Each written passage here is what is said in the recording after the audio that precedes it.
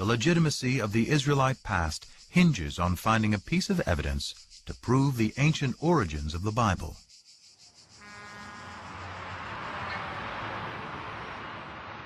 What would be the discovery of a lifetime starts outside the walls of Jerusalem in an old cemetery.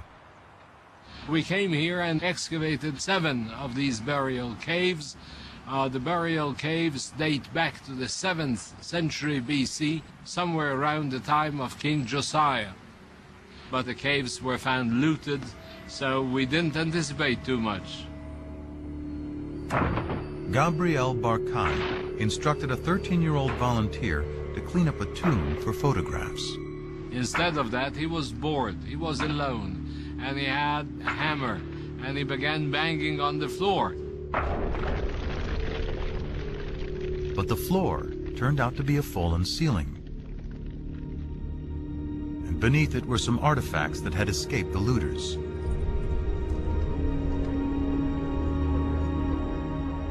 Among the hundreds of grave goods, one artifact stood out. It looked like a cigarette butt. It was cylindrical, about 1 inch in size, about ½ an inch in diameter, and it was very clear it is made of silver. It was some kind of a tiny scroll.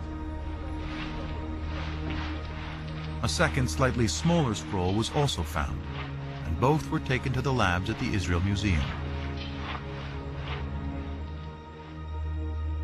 But unraveling the scrolls to see if they contain a readable inscription could risk destroying them completely. Andy Vaughn was one of the epigraphers on the project. Archaeology is basically a destructive science. In order to learn anything, you have to destroy what's there. GABRIEL BARKAY and his team had to make a decision. Does one unroll these amulets or does one preserve them? They decided that it was worth the risk, and hindsight would tell us that they could not have been more correct. Through painstaking conservation, technicians devised a special method for unrolling the scrolls and revealing their contents. I went over there and I was amazed to see the whole thing full of very delicately scratched, very shallow characters. The first word that I could decipher already on the spot was Yud Hey Vav Hey, which is the 4-lettered unpronounceable name of God.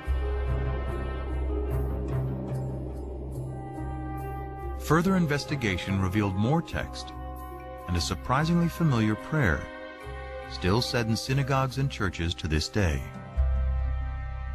May the Lord bless you and keep you. May the Lord make his face to shine upon you and be gracious to you.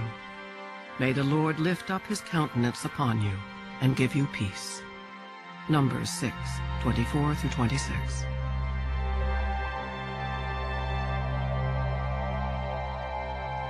There is no doubt at all that these 2 amulets contain the priestly benediction found in Numbers 6.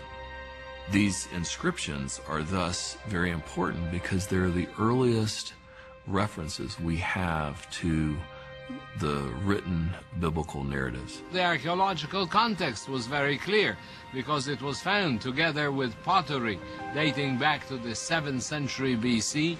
Also the paleography, the shape of letters, points towards somewhere in the 7th century BC beyond any doubt.